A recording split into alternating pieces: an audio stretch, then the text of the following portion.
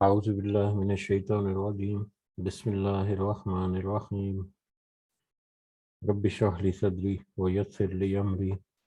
واحلل عقدۃ من لسانی یفقہوا قولی رب یسر ولا تعسر وتمم بالخیر اللہم لا سہل الا ما جعلتہ سہلا وانت تجعل الحزن اذا شئت سہلا اللہم انفعنا بما علمتنا وعلمنا ما ينفعنا وزدنا علما اللهم صل على محمد وعلى آل محمد كما صليت على إبراهيم وعلى آل إبراهيم إنك حميد مجيد اللهم بارك على محمد وعلى آل محمد كما باركت على إبراهيم وعلى آل إبراهيم إنك حميد مجيد آمين يا رب العالمين.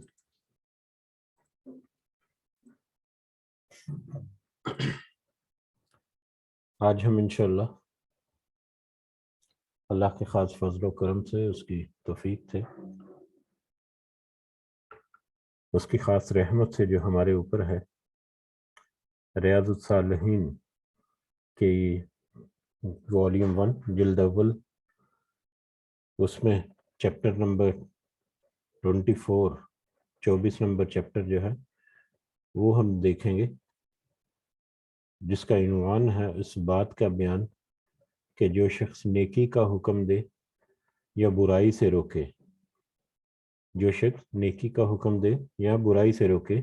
لیکن اس کا اپنا فعل اس کے قول کے مخالف ہو تو اس کی بڑی سخت سزا ہے۔ سب سے پہلے تو ہم اللہ کا شکر ادا کرتے ہیں کہ جس نے ہمیں اس قابل بنایا کہ ہم اپنے دن کا آغاز اس کے بابرکت کلام سے اور ہم سب کے محبوب محمد مصطفیٰ صلی اللہ علیہ وسلم کی حدیث اور سنت کو سمجھنے سے کرتے ہیں، اس دعا کے ساتھ کہ اللہ تعالی ہمیں اس میں استقامت نصیب کرے اور اس کا ہمیں فائدہ اس دنیا میں اور آخرت میں عطا فرمائے۔ تو چیپٹر نمبر 24 سے پہلے پچھلے کچھ 3-4 چیپٹر جو ہم نے پڑھے ہیں، وہ اگر ہم موضوعات کے اعتبار سے دیکھیں تو تقریباً سارے چیپٹر جو ہیں ان کا موضوع تقریباً ملتا جلتا ہے کہ نیکی کا حکم دینا اور برائی سے روکنا، امر بالمعروف اور نہی عن المنکر، اور یہ ایک بہت ہی ایک اہم اور بہت ہی ایک ضروری، بہت ہی اعلیٰ درجے کا ایک عقیدہ ہے یا ایک عمل ہے جس کے بغیر ہمارا ایمان یا جس کے بغیر ہمارا دین مکمل نہیں ہوتا۔ یہ ایک انتہائی اہم پہلو ہماری روحانی زندگی کا کہ جس کے بغیر ہم اس قابل نہیں، یا کوئی بھی اس قابل نہیں ہو سکتا کہ وہ اللہ کے حضور ایک اس کی خاص رحمت اور بخشش کی اور فضل کی امید رکھے جو کہ جنت کا حصول ہے۔ اس کا تعلق نہ صرف ہمارے روحانی عقائد کے ساتھ ہے بلکہ ہماری پریکٹیکل لائف جو ہے اس کے ساتھ بھی ہے، اور بہت ساری برانچز اور بہت سارے معاملات میں ہماری روزمرہ کی زندگی میں کہیں نہ کہیں اس کے اثرات جو ہیں وہ پائے جاتے ہیں۔ بہرحال نہیں امر بالمعروف و نہی عن المنکر اسی سے ملتا جلتا یہ چیپٹر جو ہے یہ بھی ہے۔ اس میں کیا ہے کہ جو شخص خود تو دوسروں کو تو نیکی کا حکم دے یا برائی سے روکے لیکن خود اس پر عمل نہ کرے تو اس کے لیے ایک سخت سزا ہے، ایک بڑی سزا ہے، جس کے بارے میں یہاں پر ہمیں کچھ آیات یا حدیث بھی ملیں گی۔ تو ہم دیکھتے ہیں اس چیپٹر کے اندر ہمیں کیا یہاں پر ہدایات ملتی ہیں۔ حسب عادت سب سے پہلے کچھ قرآن کی آیات کا تذکرہ کیا گیا۔ سب سے پہلی آیت سورہ بقرہ کی آیت نمبر 44، اتأمرون الناس بالبر وَتَنْسَوْنَ أَنفُسَكُمْ وَأَنْتُمْ تَتْلُونَ الْكِتَابَ أَفَلَا تَعْقِلُونَ۔ کہ اللہ تعالیٰ نے فرمایا کیا تم لوگوں کو نیکی کا حکم دیتے ہو اور خود اپنے نفس کو بھول جاتے ہو، حالانکہ تم کتاب پڑھتے ہو، پس تم نہیں سمجھتے؟ کیا پس تم نہیں سمجھتے؟ ایک بہت ہی واضح حکم کہ اگر تم اس قرآن کو پڑھتے ہو تو کیا تمہیں اس بات کی سمجھ نہیں آتی کہ جس چیز کا، جس نیکی کا حکم تم دوسروں کو دے رہے ہو اس کے اوپر خود تم عمل نہیں کرتے، اپنے نفسوں کو بھول جاتے ہو؟ اسی طرح سے اگلی آیت جو ہے یہاں پر ہے سورہ صف کی آیت نمبر 2 اور 3، جس کا تذکرہ یا جس کو یہاں پر کوٹ کیا گیا کہ اللہ تعالیٰ نے فرمایا اے ایمان والو، تم وہ بات کیوں کہتے ہو جو تم کرتے نہیں؟ تم وہ بات کیوں کہتے ہو جو تم کرتے نہیں ہو؟ اللہ کے ہاں یہ بہت بات بڑی ناراضی والی ہے کہ جو تم باتیں کہو، جو تم کہو وہ تم نہ کرو۔ اللہ کے نزدیک یہ بہت بڑی ناراضگی کی بات ہے کہ تم جو کچھ دوسروں کو کہو وہ خود اپنے اوپر اس کو لاگو نہ کرو یا خود اس پر عمل نہ کرو۔ اسی طرح سے اگلی جو آیت جس کا حوالہ یہاں پر دیا گیا سورہ ہود کی آیت نمبر 88، اور اللہ تعالیٰ نے حضرت شعیب علیہ السلام کا یہ قول نقل فرمایا کہ ہود کی آیت نمبر 88، میں نہیں چاہتا کہ میں تمہیں جس چیز سے روکتا ہوں میں خود وہ کر کے تمہاری مخالفت کروں۔ حضرت شعیب علیہ السلام نے اپنی قوم سے کہا تھا کہ میں نہیں چاہتا کہ جس چیز سے میں تمہیں روکتا ہوں وہ خود کر کے تمہاری مخالفت کروں۔ اور جیسا کہ پتہ ہے ہمیں کہ حضرت شعیب علیہ السلام کی قوم جو ہے ان میں توحید میں بگاڑ یا شرک کی بیماری یا شرک کا جو ظلم کرتے تھے، اس کے ساتھ ساتھ ناپ تول میں کمی جو ہے وہ ایک گمراہی یا ایک گناہ ان کے معاشرے میں یا اس قوم میں بہت زیادہ عام تھا۔ اور حضرت شعیب علیہ السلام جو ہے وہ توحید کے ساتھ ساتھ ان کو ایمانداری کی، روزمرہ کے معاملات میں ناپ تول کی کمی کی، ایک دوسرے کے ساتھ مطلب زیادتی نہ کرنے کی، ایک دوسرے کو دھوکہ نہ دینے کی تعلیم دیتے تھے۔ اور انہوں نے اس بارے میں کہا کہ میں نہیں چاہتا کہ جس چیز سے میں تمہیں روکتا ہوں وہ چیز میں خود کروں، یعنی جو میں روکتا ہوں تمہیں، ایک تو توحید کے معاملات میں شرک سے روکتا ہوں، دوسرا روزمرہ کے معاملات میں تمہارا ناپ تول میں کمی بیشی اور مختلف طریقے سے دھوکہ دہی جو ہے اس سے میں تمہیں روکتا ہوں۔ تو میں نہیں چاہتا کہ میں ایسا کام کروں، یعنی میں خود ایسے کام کروں جس کی جو میں تمہیں روکتا ہوں جس سے، اور ایسا کروں گا اگر تو یقیناً میں تمہاری مخالفت کروں گا۔ تو یہ 3 آیات جو ہیں یہ ہمیں یہاں پر ریفرنس کے لیے بتائی گئی۔ اس کے علاوہ اور بھی بہت ساری آیات ہیں جو اس موضوع پر مختلف تفصیلیں ہمیں دیتی ہیں۔ تو موضوع کے اعتبار سے ایک اہم اور آسان سا، سمجھنے کے اعتبار سے آسان تھا، لیکن کرنے کے اعتبار سے یہ ایک انتہائی اہم اور ایک انتہائی ضروری ہے ہمارے لیے۔ لیکن آگے ایک حدیث جو ہے اس کو پڑھنے سے پہلے تھوڑا سا اضافہ میں اپنی طرف سے یہ ضرور کہ یہ استطاعت، اللہ تعالیٰ نے یہ بھی کہا کہ تم جو بھی اپنے جتنی تمہاری استطاعت ہے اس کے مطابق تم عمل کرو، استطاعت سے زیادہ کی پوچھ گچھ نہیں ہوگی، جس کا مطلب یہ ہے کہ امر بالمعروف اور نہی عن المنکر، یعنی دوسروں کو نیکی کا حکم دینا اور برائی سے روکنا۔ لیکن اگر آپ کی استطاعت میں جو آپ دوسروں کو بتا رہے ہیں یا دوسروں کو سمجھا رہے ہیں اگر وہ آپ کے اپنے استطاعت میں آتا ہے تو پھر یہ لازم و ملزوم ہے کہ آپ خود بھی اس کے اوپر عمل کریں۔ اگر اس صورت میں آپ خود اس پر عمل نہیں کریں گے، آپ کی استطاعت میں آتا ہے لیکن اس پر عمل نہیں کریں گے، تو پھر وہ سخت سزا کا مستحق ہوگا انسان۔ مثال کے طور پر اللہ کے راستے میں مال کو خرچ کرنا مختلف طریقوں سے، زکوٰۃ یا صدقات یا خیرات یا جس بھی طرح سے اللہ کے راستے میں مال کو خرچ کرنا ایک بہت ہی پسندیدہ اور بہت ہی اہم کام ہے۔ اب اس کے بارے میں ترغیب دینا، اب کسی کے پاس اگر مال نہیں بھی ہے تو پھر بھی وہ اس کی ترغیب دے، اگر وہ اس کی ترغیب دیتا ہے، اس کی اہمیت کو اجاگر کرتا ہے، اس کی طرف راغب کرتا ہے، اگر دوسروں کو اس یہ کام کرنے کی ایک تعلیم دیتا ہے، لیکن وہ خود اس کے پاس کوئی اتنی مال و دولت یا اس کی اپنی حیثیت اتنی نہیں کہ وہ زیادہ خرچ کر سکے، وہ خود ہینڈ ٹو ماؤتھ ہے، مطلب اس کے انکم یا اس کے پاس جو مطلب مال و دولت وہ اتنا نہیں ہے کہ وہ دوسروں کے اوپر خرچ کرے، اپنا گزارا مصرف اپنا چولہا ہی اس کا چلتا ہے، تو اس صورت میں وہ اس چیز سے تو بری ہوگا کہ دوسروں کو تو بتا رہا ہے لیکن خود اس پہ عمل نہیں کر رہا۔ لیکن اگر کوئی صاحب حیثیت ہے اور دوسروں کو تو وہ کہتا رہے کہ تم مطلب اللہ کے راستے میں خرچ کرو، لیکن خود وہ اپنی مال و دولت جو ہے اس کو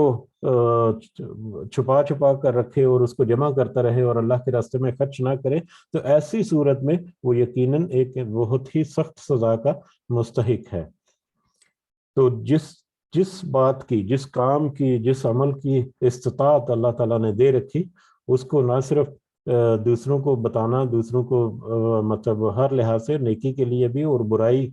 سے روکنا، یہ اس کے ساتھ ساتھ اس کے اوپر خود عمل پیرا ہونا یہ بھی انتہائی ضروری ہے، اور یہی اس چیپٹر کا عنوان بھی ہے، وگرنہ ایک سخت سزا جو ہے وہ اس کی مستحق ہے، اس کا وہ مستحق ہے اور قیامت کے دن اس کے لیے تیار ہے۔ اب اس چیپٹر میں ایک ہی حدیث یہاں پر کوٹ کی گئی ہے، اور وہ حدیث کے الفاظ بہت ہی سخت ہیں، بہت ہی سخت، بہت ہی سخت، کہ رات کو جب میں نے یہ پڑھی حدیث تو مجھے نہیں سمجھ آیا کہ میں اس حدیث کو پڑھنے کے بعد، اس حدیث کے الفاظ کو کوٹ کرنے کے بعد اس کے اوپر میں اور کیا الفاظ کہوں یا اس کے اوپر اور میں کیا ایکسپلین کروں کہ اس کا مطلب کیا ہے۔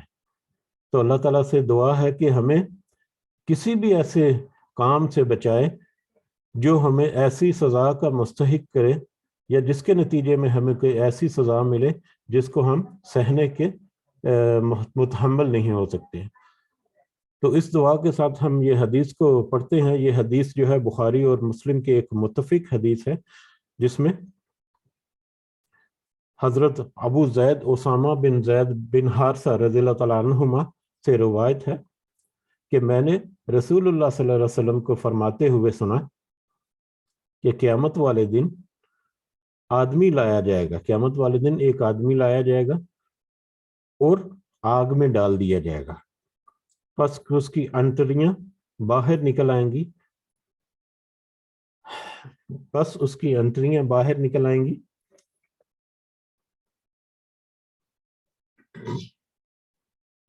اور وہ انہیں لے کر ایسے گھومے گا جیسے گدھا۔ اس کو آگ میں ڈال دیا جائے گا، جہنم کی آگ میں ڈال دیا جائے گا، اور اس کی انتڑیاں باہر نکل آئیں گی اور وہ ان باہر نکلی ہوئی انتڑیوں کو لے کر ایسے گھومے گا جیسے گدھا چکی میں گھومتا ہے۔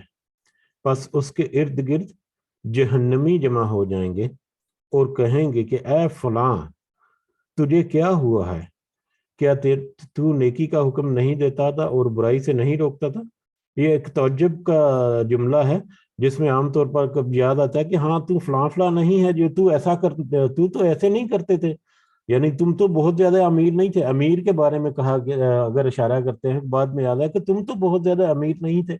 اسی طرح سے یہ بھی کلام ہے اس کے ساتھ کہ اے فلاں فلاں، تو نیکی کا حکم نہیں دیتا تھا اور تو برائی سے نہیں روکتا تھا۔ یعنی جہنمی حیران ہو جائیں گے اس شخص کے بارے میں کہ دنیا میں تو نیکی کا حکم دیتا تھا اور برائی سے روکتا تھا، اور آج تیرا یہ حال ہے کہ تجھے آگ میں ڈال دیا گیا ہے اور تیری انتڑیاں ایسے باہر پڑی ہیں اور تو ایسے گھوم رہا ہے جیسے گدھا چکی میں گھوم رہا ہے۔ تو وہ کہے گا ہاں یقیناً میں وہی ہوں، یعنی میں دنیا میں نیکی کا حکم دیتا تھا اور برائی سے روکتا تھا، لیکن میرا حال یہ تھا کہ میں لوگوں کو تو نیکی کا حکم دیتا تھا لیکن خود نہیں کرتا تھا، اور دوسروں کو تو برائی سے روکتا تھا لیکن خود اس کا ارتکاب کرتا تھا۔ تو کیسی شخص کی کہانی یہاں پر ذکر ہوئی، اور یہ بہت دفعہ ہم تذکرہ کر چکے، اور اس میں کسی قسم کا کوئی شک اور شبے کی گنجائش نہیں کہ اللہ تعالیٰ نے جو کچھ قرآن میں بتا دیا اور نبی کریم صلی اللہ علیہ وسلم نے جو کچھ اپنی سنت اور حدیث سے ہمیں یہاں پر ملا، وہ یہ کبھی بھی ممکن نہیں یا اس میں کوئی شک و شبہ نہیں کہ وہ حقیقت ہے، اور وہ ایسی اٹل حقیقت ہے جیسے کہ ماضی میں ہمارے کچھ گزرا ہوا کوئی لمحہ۔ تو اس کے مطابق قیامت والے دن اس قدر سخت عذاب اس شخص کے لیے جو خود تو نیکی کا، دوسروں کو تو نیکی کا حکم دے اور برائی سے لے کے، لیکن خود اس نیکی پر عمل نہ کرے اور خود اس برائی سے بچتا نہ رہے۔ تو اتنے سخت الفاظ کے ساتھ میرے میں شاید اتنی سخت نہیں کہ میں اس کو مزید کسی اور طرح سے ایکسپلین کر سکوں، یا ہمیں کچھ زیادہ اس میں ایکسپلینیشن کی ضرورت ہو کہ اس سے زیادہ واضح طور پر اور اس سے زیادہ کھل کر کن الفاظ میں مطلب ذکر کیا جائے یہ عمل، اور اس کا نتیجہ جو ہے وہ کتنا سخت ہو سکتا ہے۔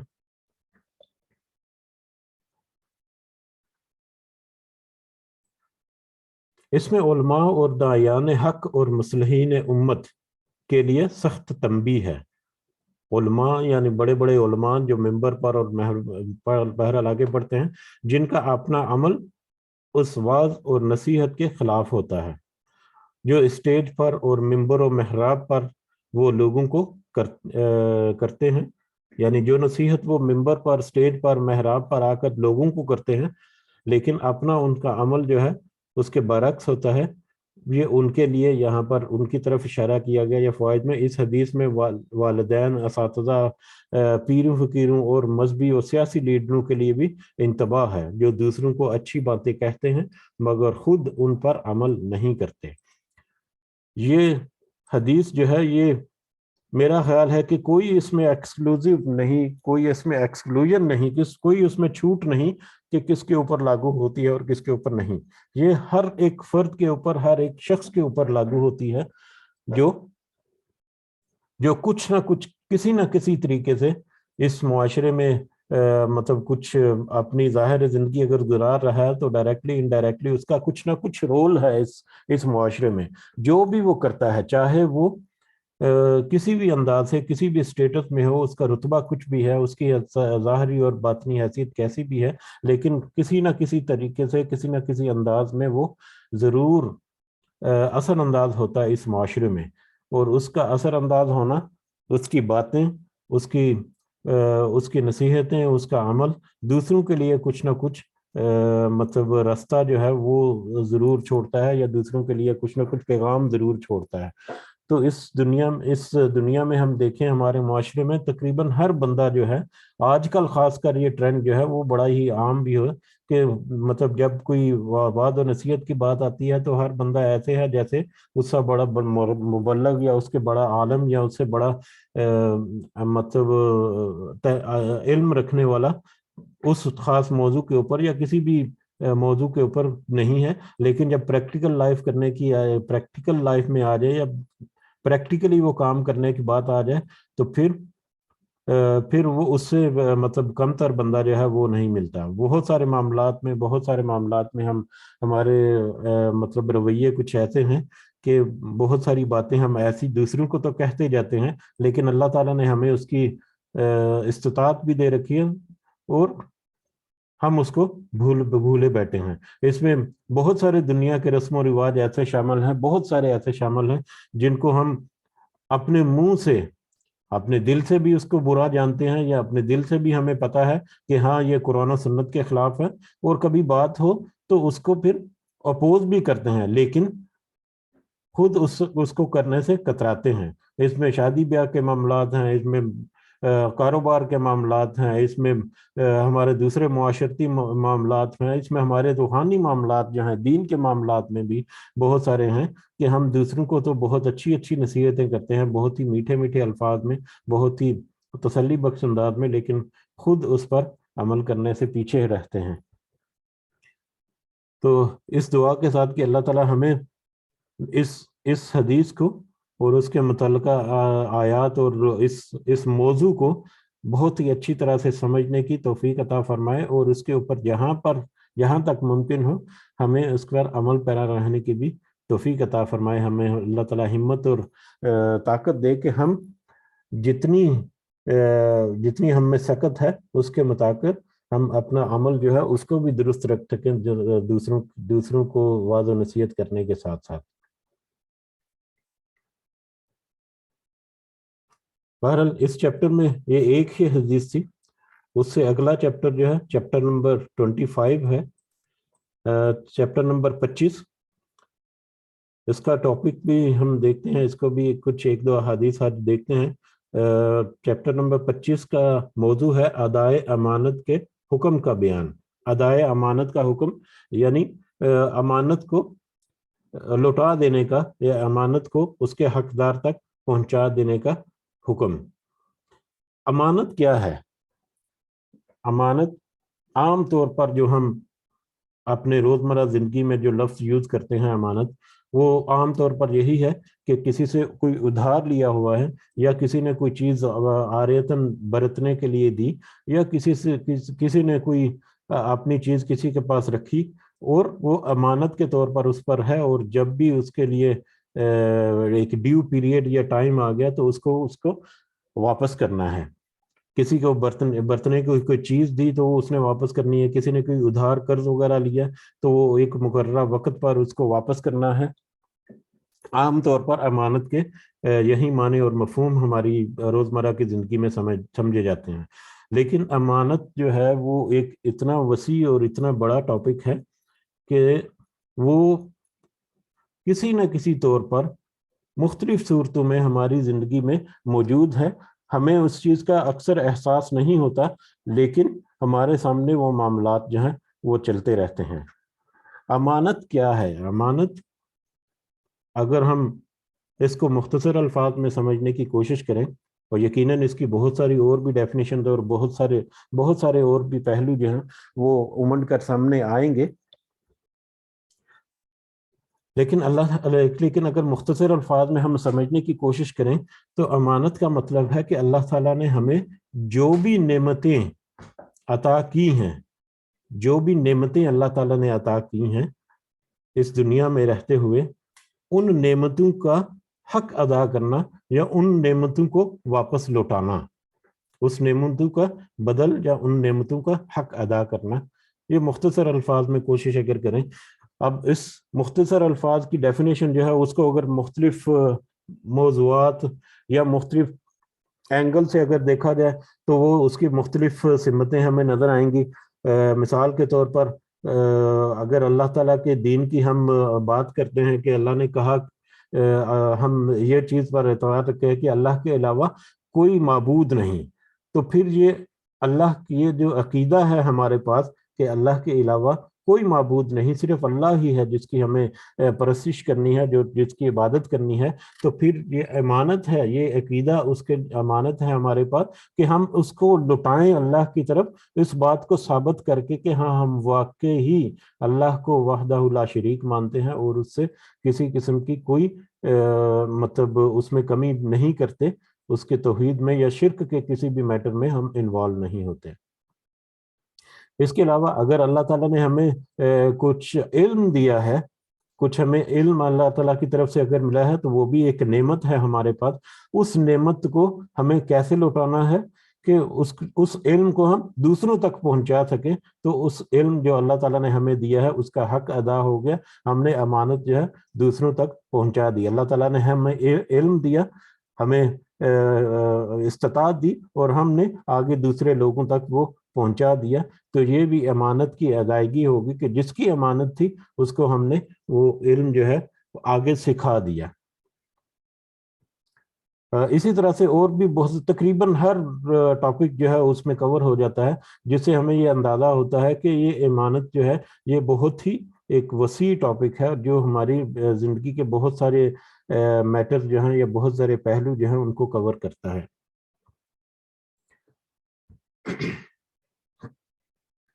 اس میں کچھ آیات جو حسب اقدس یہاں پر ذکر ہیں۔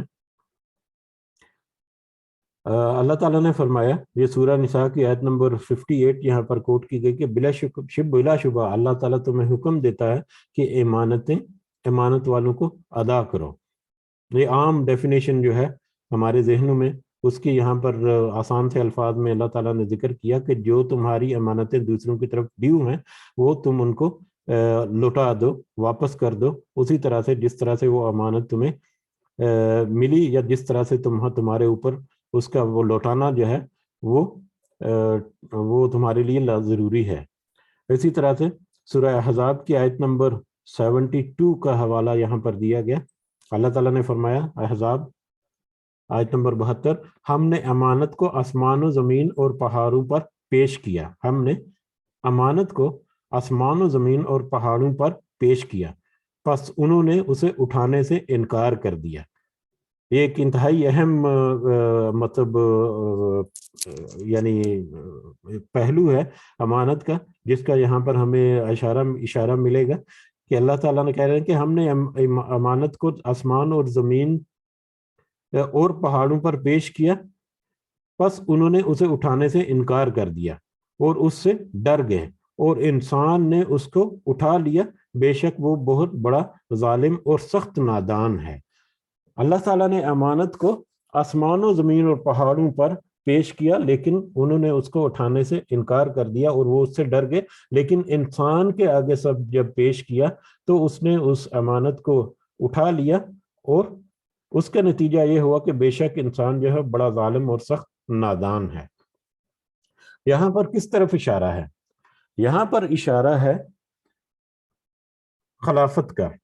یہ آیت کے کنٹیکسٹ میں اگر دیکھا جائے تو یہاں پر خلافت کا ایک اشارہ ہے، اور خلافت کا اشارہ بھی اگر اس کو مزید تفصیل سے دیکھا جائے تو اللہ تعالیٰ نے انسان کو اختیار جو دیا ہے، حق اور باطل کا راستہ جو ہے وہ واضح کر کے، اس کو وضاحت کر کے، اس کو حق اور باطل میں فرق کو ہمارے سامنے رکھ کے مختلف طریقوں سے اس کو پیش کر کے، اس کے بعد اللہ تعالیٰ نے انسان کو اختیار دے دیا۔ وہ اختیار جو ہے، اس اختیار کو یوز کرتے ہوئے، استعمال کرتے ہوئے اب وہ کس طرف چلے گا، کیا وہ حق کے ساتھ چلے گا یا وہ باطل کے ساتھ چلے گا، تو اس کے مطابق اس کو پھر انجام بھی بھگتنا پڑے گا، اس کے مطابق اس کو نتیجہ یا منزل جو ہے وہ بھی ملے گی۔ تو یہ جو ہے اللہ تعالیٰ کی طرف سے امانت جو ہے وہ خلافت ہے، یعنی اختیار کو استعمال کرتے ہوئے جو رستہ وہ چوز کرے گا یا جس طرف وہ خود چلے گا اور دوسروں کو بھی چلائے گا، وہ امانت جو ہے وہ پیش کی پہاڑوں پر اور زمین و آسمان پر۔ اسی طرح قرآن کے بارے میں بھی آتا ہے کہ قرآن جو ہے وہ اگر مطلب پہاڑ پر نازل کیا جاتا تو وہ ریزہ مطلب اٹھانے کے بوجھ نہیں رکھتا، یا اس طرح سے کچھ ہے، صحیح الفاظ میرے ذہن میں نہیں ہے۔ بہرحال یہ ایمانت جو ہے وہ ایمانت اللہ تعالیٰ نے، انسان نے اس کو قبول کر لیا، اور اب دیکھیں، آج کل دیکھیں کہ انسان کا رویہ جو ہے وہ کس طرح سے، کہ وہ کیسے اس امانت کو مطلب لوٹا رہا ہے، کس طرح سے وہ لوٹا رہا ہے۔ اسی آیت کی مزید جہاں پر جو وضاحت ہے اس میں کہ اس آیت میں امانت سے مراد اللہ تعالیٰ کے احکام امر نہیں ہیں، احکامات امر نہیں ہیں، یعنی اللہ تعالیٰ کی طرف سے وہی جو پہلے ٹاپک سے گزر چکے ہیں وہی ہیں کہ امر بالمعروف اور نہی عن المنکر جو ہیں وہ ہیں اللہ تعالیٰ کی طرف سے جو احکامات ملے ہیں وہ ہیں۔ اس لحاظ سے شریعت تمام کی تمام امانت ہے، ساری کی ساری شریعت جو ہے وہ امانت ہے۔ اللہ تعالیٰ نے آسمانوں اور زمین اور پہاڑوں میں خاص شعور اور ادراک پیدا کیا ہے، جس کی بنا پر وہ پیش کردہ امر کو اٹھانے سے ڈر گئے۔ اب آسمانوں زمین اور پہاڑ یا اس طرح کی جتنی تخلیقات ہیں جو ظاہری طور پر ہمیں بے جان نظر آتی ہیں، یا ظاہری طور پر ہمیں لگتا ہے کہ وہ ان میں زندگی موجود نہیں، لیکن یہ اللہ تعالیٰ کی بھی کچھ آیات یا کچھ ایسے فرامین جو ہیں اس سے ہمیں اندازہ ہوتا ہے، اور سائنٹیفکلی بھی یہ فیکٹس ہیں کہ اللہ تعالیٰ نے ہر جو تخلیق ہے، جو مخلوق ہے، اس میں کچھ نہ کچھ سینس ضرور ہے، اس میں کچھ نہ کچھ حص جو ہے وہ ضرور ہے۔ اس کی مختلف مثالیں بھی کوٹ کی جا سکتی ہے، بہرحال یہ موضوع نہیں ہے یہاں پر۔ تو اللہ تعالیٰ نے آسمانوں اور زمین اور پہاڑوں میں خاص شعور اور ادراک پیدا کیا جس کی بنا پر وہ پیش کردہ امر کو اٹھانے سے ڈر گئے. جس طرح حدیث میں اس تنے کے رویے کا بھی واقعہ آتا ہے، اس تنے کے رونے کا بھی واقعہ آتا ہے جس پر ٹیک لگا کر رسول اللہ صلی اللہ علیہ وسلم خطبہ ارشاد فرمایا کرتے تھے. ایک تنے کے بارے میں کچھ احادیث میں ذکر ہے کہ اس نے رونا شروع کیا. وہ روتا رہا کہ جب اس تنے کے ساتھ نبی کریم صلی اللہ علیہ وسلم جو ہے وہ ٹیک لگا کر بیٹھا کرتے تھے اور خطبہ ارشاد فرمایا کرتے تھے. بہرحال اس جو ایکسپلینیشن اس کے مطابق جو اللہ تعالیٰ کے احکامات اور امر و نہیں ہے، جو شریعت ہے جس کو مطلب خلافت کے طور پر یا جس کو اللہ تعالیٰ نے انسانوں کے اوپر دیا ہے، وہ ایک امانت ہے، اور اس کو کیسے اس حق کو ادا کرنا ہے، وہ اس امانت کا واپس لوٹانا ہے ان کے لیے. اسی سلسلے میں ایک حدیث جو ہے، حدیث نمبر 1 اس چیپٹر کی، اوورال حدیث نمبر 201 جو ہے، حضرت ابو ہریرہ رضی اللہ تعالیٰ عنہ سے روایت ہے کہ رسول اللہ صلی اللہ علیہ وسلم نے فرمایا منافق کی 3 نشانیاں ہیں. منافق کی 3 نشانیاں ہیں. پہلے جب وہ بات کرے تو جھوٹ بولے. نمبر 2 جب وعدہ کرے تو اس کے خلاف کرے، یعنی وعدہ کرے اور اس کو پورا نہ کرے. اور نمبر 3 جب اس کے پاس امانت رکھی جائے تو اس میں خیانت کرے. یہ بخاری اور مسلم کے الفاظ ہیں. اور اس کے علاوہ اسی حدیث کی ایک فردر ایکسٹینشن جو ہے ایک دوسری حدیث میں، ایک دوسری روایت میں ہے کہ وہ شخص جو ہے، یعنی منافق کی 3 نشانیاں کہ جب وہ بات کرے تو جھوٹ بولے، جب وعدہ کرے تو پورا نہ کرے، وعدہ خلافی کرے، اور جب اس کے پاس امانت رکھی جائے تو اس میں خیانت کرے. اگرچہ وہ روزہ رکھے اور نماز پڑھے اور گمان کرے کہ وہ مسلمان ہے، پھر بھی وہ منافق ہے. اگرچہ اگر وہ روزہ بھی رکھتا ہو، چاہے وہ شخص روزہ بھی رکھتا ہو، نماز بھی پڑھتا ہو اور اپنے آپ کو مسلمان بھی کہتا ہو، لیکن اس کے باوجود اگر وہ جھوٹ بولے اور وعدہ خلافی کرے اور امانت میں خیانت کرے تو وہ منافق ہے.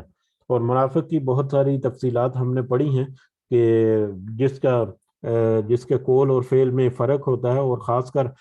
ظاہری طور پر تو وہ اپنے آپ کو مطلب مومن یا ایمان والا شو کرتا ہے، لیکن در حقیقت وہ اس ایمان سے عاری ہوتا ہے، خالی ہوتا ہے. منافق وہ ہے جو زبان سے اہل اسلام کے سامنے اسلام کا اظہار کرے لیکن دل میں اسلام اور مسلمانوں کے خلاف بغض و عناد رکھے. یہ نفاق کفر ہے، کفر بلکہ کفر سے بھی بڑھ کر ہے. ظاہری طور پر تو وہ مسلمانوں کے ساتھ ہر کام کرے، لیکن باطنی طور پر وہ اس کے خلاف ہی کچھ نہ کچھ کرتا رہے. تو یہ نفاق ہے، یہ کفر ہے، بلکہ کفر سے بھی بڑھ کر ہے. اسی لیے قرآن میں کہا گیا سورہ نساء کی آیت نمبر 145 میں کہ منافقین جہنم کے سب سے نچلے درجے میں ہوں گے. منافقین جہنم کے سب سے نچلے درجے میں ہوں گے. یہ منافقین نبی کریم صلی اللہ علیہ وسلم کے زمانے میں تھے، جیسا کہ ہم نے قرآن کی جو مجلس ہوتی ہے اس میں دیکھا کہ منافق جو ہے وہ منافقت جو ہے وہ ابھر کر سامنے آئی جب ہجرت مدینہ کے بعد، جب مدینہ کے کچھ یہود و نصارہ جو ہیں وہ ظاہری طور پر تو مسلمان ہو گئے، لیکن اندر سے وہ اسلام کے خلاف ہی تھے اور کچھ نہ کچھ ایسا عمل کرتے رہے، تو وہاں سے منافقت کی جڑیں پھوٹیں. بہرحال یہ منافقین جو ہیں نبی کریم صلی اللہ علیہ وسلم کے زمانے میں تھے، جن کا علم آپ کو وحی کے ذریعے دیا گیا تھا، اور منافقین کے بارے میں بہت ساری معلومات جو ہیں وحی کے ذریعے سے نبی کریم صلی اللہ علیہ وسلم کو دی گئی تھی، جس کا پھر انہوں نے قرآن کی آیات کی شکل میں بھی ذکر ہوا، اور اس کے علاوہ آپ صلی اللہ علیہ وسلم کی کچھ احادیث سے بھی اس کا ہمیں پتہ چلا، اور اس وقت کے لوگوں کو پھر پتہ چلا. مختلف واقعات ہیں ان کے بھی. بہرحال اب ایسے منافقین کا پہچاننا نہایت مشکل ہے. آج کل ایسے منافقین کا پہچاننا بہت مشکل ہے، اس لیے اب کسی کو منافق کردار قرار نہیں دیا جا سکتا. یعنی آج کسی کے اوپر فتویٰ نہیں لگایا جا سکتا بغیر سوچے سمجھے کہ یہ کوئی منافق ہے، کیونکہ ظاہری طور پر کیونکہ اس کے دل میں کیا ہے وہ تو صرف اللہ ہی جانتا ہے. اب وہ وقت نہیں کہ کوئی وحی کے ذریعے یا کسی آیت کے ذریعے کسی خاص شخص یا کسی خاص گروہ کے بارے میں، کسی خاص طبقے کے بارے میں ایسا نظر آ جائے کہ ظاہری طور پر تو وہ مومن ہے، لیکن اندر سے وہ کیسے کر رہے ہیں، جب تک کہ وہ ان کا عمل یا کردار جو ہے وہ ظاہری طور پر کھل کر سامنے نہ آ جائے کہ وہ کس طرح سے اسلام کے یا مسلمانوں کے خلاف عمل کوئی کرتے ہیں. ظاہری طور پر مسلمان ہے، اس کے باوجود مسلمانوں کے خلاف کچھ کام کر رہے ہیں، تو اس کا مطلب ہے کہ وہ منافق ہیں، کیونکہ اس اعتقادی نفاق کا علم اب تقریباً ناممکن ہے۔ البتہ نفاق عملی طور پر جو نفاق کرتے ہیں وہ مسلمانوں میں عام ہے، یعنی منافقین کے طور طریقے جو حدیث میں بیان کی گئے ہیں مسلمانوں نے اپنا لیے ہیں۔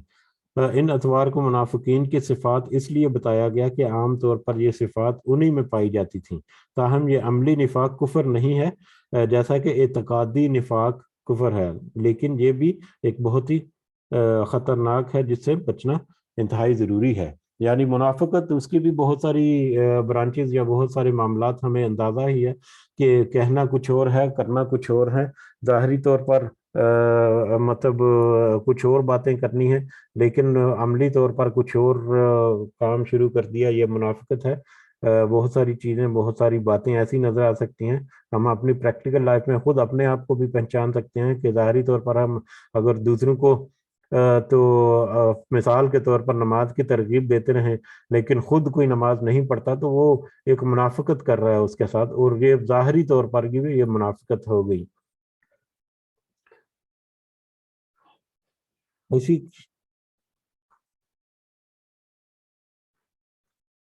جی، میرا خیال ہے یہ ایک ہی حدیث ہم دیکھتے ہیں، اگلی حدیث ہم اگلی مجلس میں ہم پڑھیں گے انشاءاللہ۔ تو آج ہم نے یہ جو دو ٹاپکس ہم نے دیکھے ہیں ان کے بابت اگر کسی کے پاس کوئی پوائنٹ ہے یا کچھ اضافہ کرنا چاہتے ہیں تو آپ یقیناً اس میں میری مدد کریں اور اس میں مزید اس کو سمجھنے کی کوشش کریں انشاءاللہ۔ جزاکم اللہ خیراً۔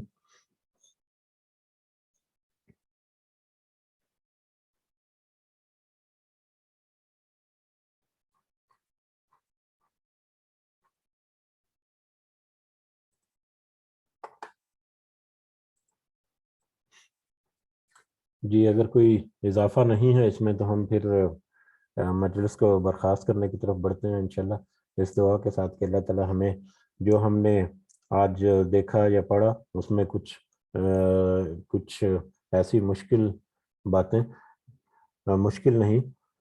اللہ تعالیٰ نے جو استطاعت دی اس استطاعت کے اندر جو ہمارے پاس آتی ہیں، اللہ تعالیٰ سے دعا ہے کہ اس پر ہمیں